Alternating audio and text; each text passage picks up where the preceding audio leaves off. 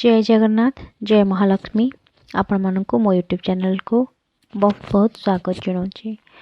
सांग माने राति शोवा पूर्वर जदि आपण माने यही गोटे कम को मात्र गोटे कम को जदि आपण माने कर देउछंती, जो मानकर घरे टंकार अभाव रही, जो मानक घरे स्वामी स्त्री छोट छोट कथार झगड़ा लगुंट, जो घरे छोट मोट कथा को नहीं गंडगोल मारपिट लगी रोचे, सेमाने तो निश्चित भाव में गोटे कम को राति शोवा पूर्वर निश्चित भाव में करे देखु।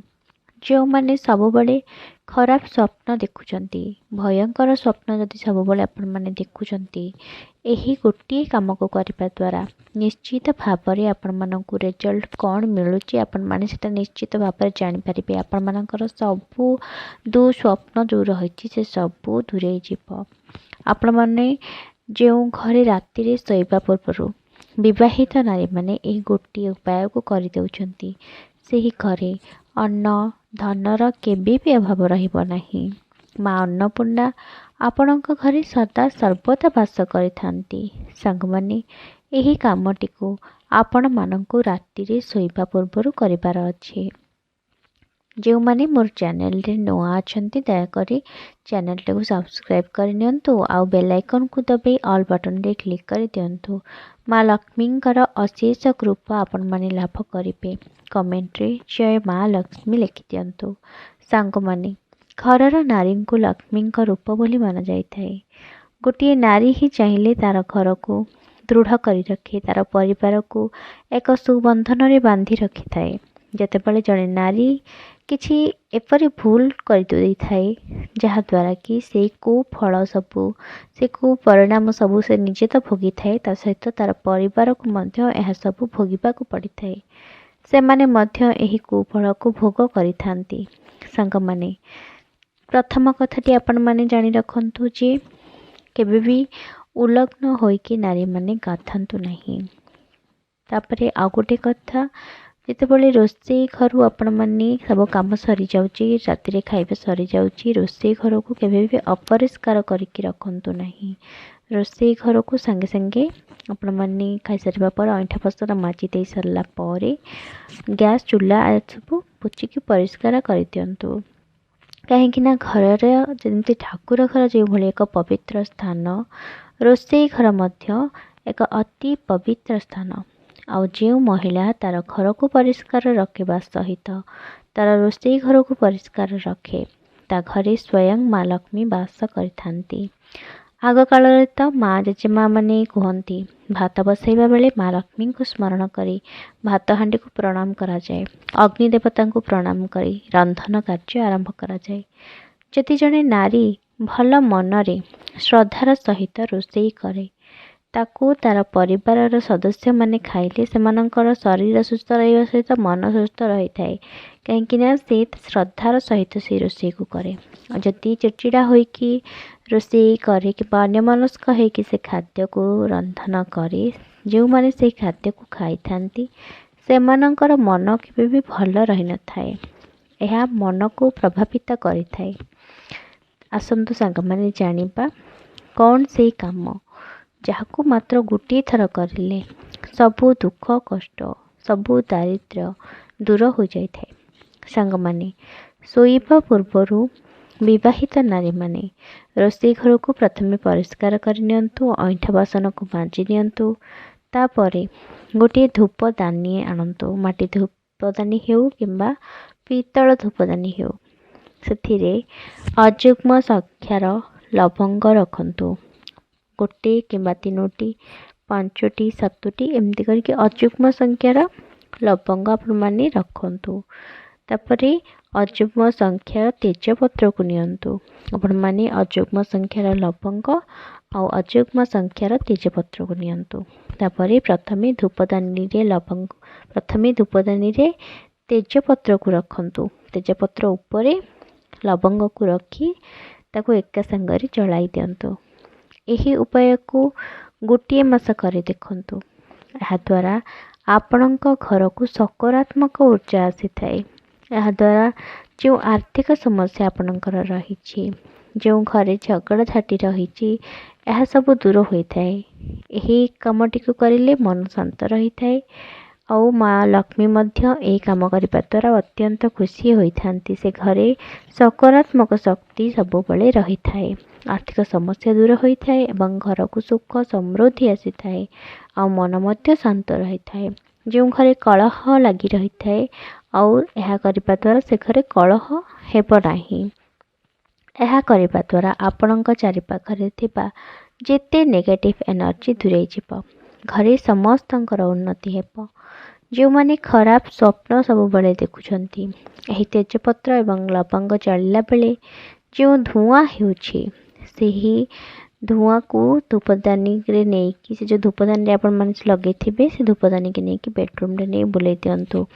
ଏହାଦ୍ୱାରା ଆପଣମାନେ ଯେଉଁ ଦୁଃସ୍ୱପ୍ନ ଦେଖୁଛନ୍ତି ସେଇଟା ମଧ୍ୟ ଆଉ ଦେଖିବେ ନାହିଁ। ଆପଣମାନଙ୍କର ସବୁ ଦୁଃଖ କଷ୍ଟ ଦାରିଦ୍ର୍ୟ ଦୂର ହୋଇଯାଇଥାଏ।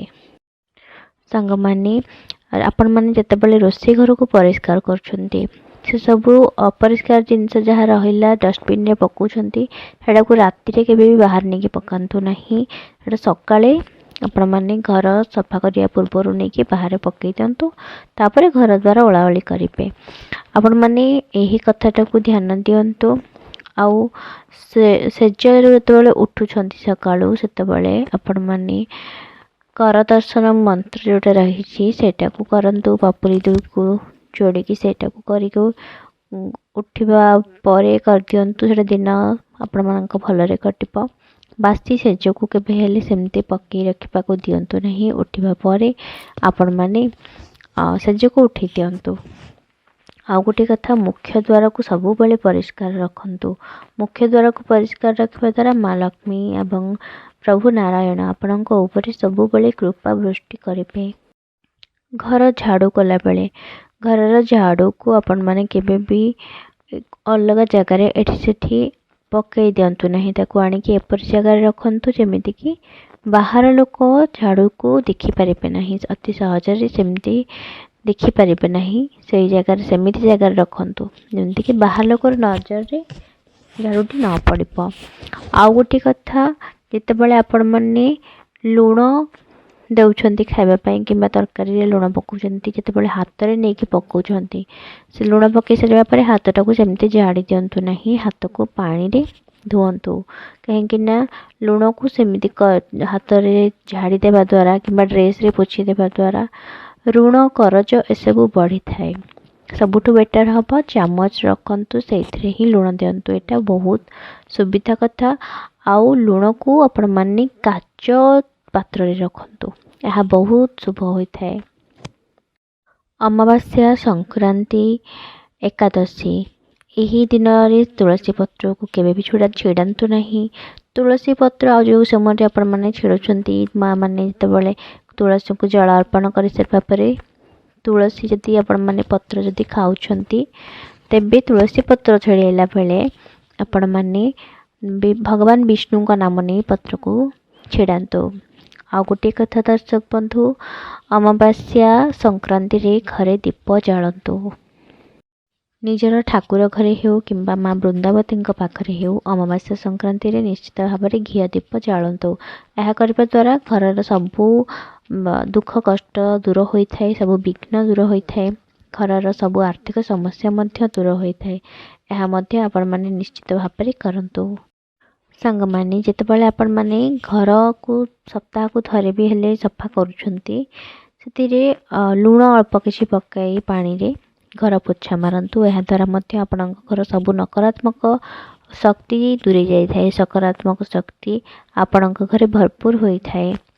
ଗୁରୁବାରରେ କେବେ ବି ଘର ଝଡ଼ାଝଡ଼ି କରିବା ଉଚିତ ନୁହେଁ କିମ୍ବା ଘର ପୋଛା ଲଗାଇବା ମଧ୍ୟ ଉଚିତ ନୁହେଁ।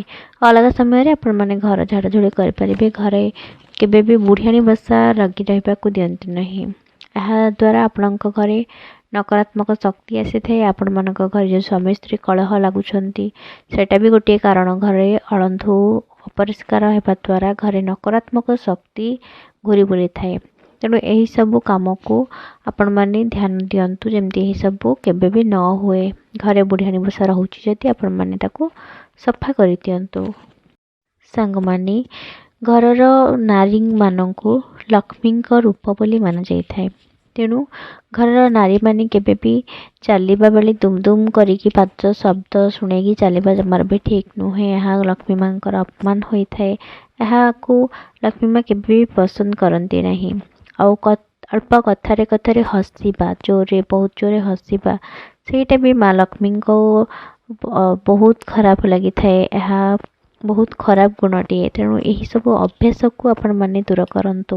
यही सब अभ्यास को आपण माने वर्जित करंतु। यह गोटे गोटे खराब अभ्यास आपण माने चाहिए यह को माने बदलई पारिबे। सांग माने आपण माने तो जानिथिबे पिला दिने आपण माने निश्चित भाव में नख खाउथिबे पाटी दांतरे नख छिड़ौथिबे। एटा बहुत मजा लागे छोट पिला बेले। किंतु जड़े नारी केबे भी एमिति नख छिड़ेवा दांतरे एसबू अलक्षण काम बोली कह जाए।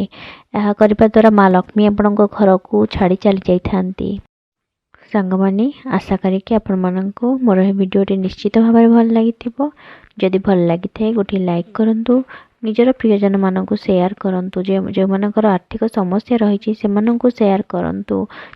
और मोर चैनल को सब्सक्राइब करने जमार भी भूलंतु नहीं। नेक्स्ट आउ गोटे टॉपिक नहीं कि आपण मानक पई आसीबी। सेत पर्यंत विदाय दियंतु। रहिली नमस्कार।